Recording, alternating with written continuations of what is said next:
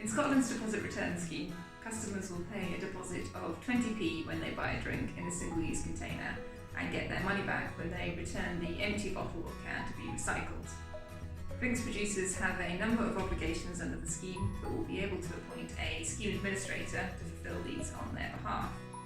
The scheme administrator effectively runs the scheme for them, so they'll play a crucial role in how the funds move through the system.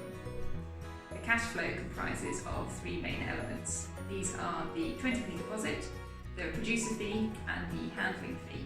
We'll look at each of these in turn.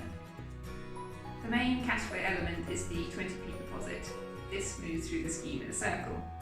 Producers will pay a deposit for each drink they place on the market, and they report the number of containers they place on the market to a scheme administrator, who will then invoice them for the deposit amount. So, if a producer places 10,000 bottles and cans onto the market, they will pay £2,000 in deposits. Then, each time the container is sold throughout the supply chain, a deposit is charged and paid by the buyer of the drinks, reimbursing the money to the seller. For example, if you're a brewer, you would pay 20p to the scheme to place a can of beer onto the market. The wholesaler would then pay you 20p when they bought their stock, and the shop or supermarket would then pay 20p for the can when they buy it to put on their shelves. When the customer buys the can, they pay the deposit, so essentially at this stage, every business has got their deposit money back. People will be able to take back their empty bottle or can to any return point in order to get their 20p back. The return point is then reimbursed by the scheme administrator for all the deposit that is paid out to consumers.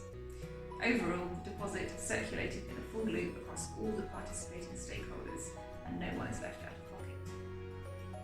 The deposit return scheme is funded by three income streams. These are the sale of materials for recycling, any unredeemed deposits, and the producer fee. This is a small fee for each container that producers put on the Scottish market. This goes towards the cost of running the scheme and places the cost of recovering and recycling drinks packaging material onto the business that produces it. Producers will report the number of containers they have placed on the market to a scheme administrator on a regular basis. The scheme administrator will then invoice the producer for the amount required.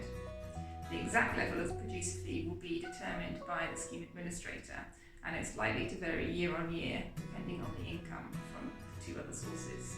Handling fee makes the scheme cost neutral for retailers. Retailers that act as a return point will get a handling fee from the scheme administrator to reimburse them for the cost of providing a return service. It will take into account the costs involved, such as staff time, equipment like reverse vending machines, or lost retail space. The handling fee is paid on a per container basis, and the exact level of the handling fee will be negotiated between the retailers and the scheme administrator.